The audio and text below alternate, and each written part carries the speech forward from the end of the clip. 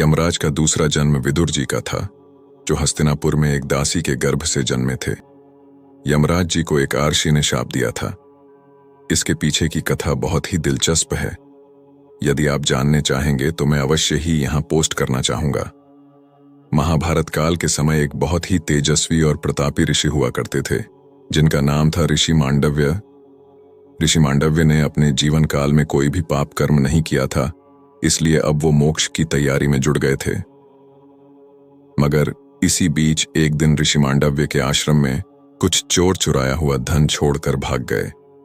राजा के सैनिकों ने सोचा कि ये ऋषि ही चोर है, तो उन्होंने ऋषि मांडव्य को पूर्वकाल का डाकू समझकर पकड़ लिया।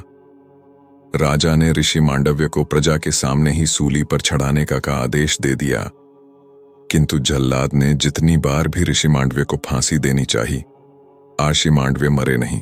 फिर राजा को अपनी भूल का आभास हुआ और उन्होंने ऋषि के पैर पकड़कर उनसे क्षमा याचना कर ली। मगर अब इधर ऋषि मांडव्य कुपित होकर कालदेव के पास पहुंच गए और उनसे जानना चाहा कि उन्होंने जीवन में कभी कोई पाप नहीं किया, फिर ऐसी अपमान की परिस्थिति क्यों बन गई उनके साथ। तब यमराज ने ऋषि मांडव्य को उस वक्त का काल दिखाया जब वे 12 वर्ष के थे और उन्होंने खेल खेल में एक फतिंगे की पूंछ में सीक डालकर उसे उड़ाया था।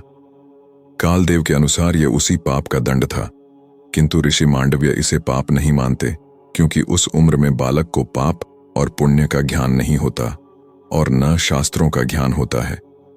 ऋषि मांडव्य इसी बात से कुपित होकर कालदेव को एक दासी के गर्भ से नीच जाति में जन्म लेने का श्राप दे देते हैं। कालांतर में वही यमराज नीतिवान विदुर के रूप में एक दासी के गर्भ से जन्म लेते हैं। द्वापर युग में धरती पर ऐसा कोई नहीं था जो लोगों को नीति अनीति का ज्ञान देकर उन्हें उचित मार्ग पर लाते। यमराज ने विदुर के रूप में हस्तिनापुर में जन्म लेकर उसी कमी को पूरा किया और उनकी विदुर नीतियां संसार भर में प्रसिद्ध हुई।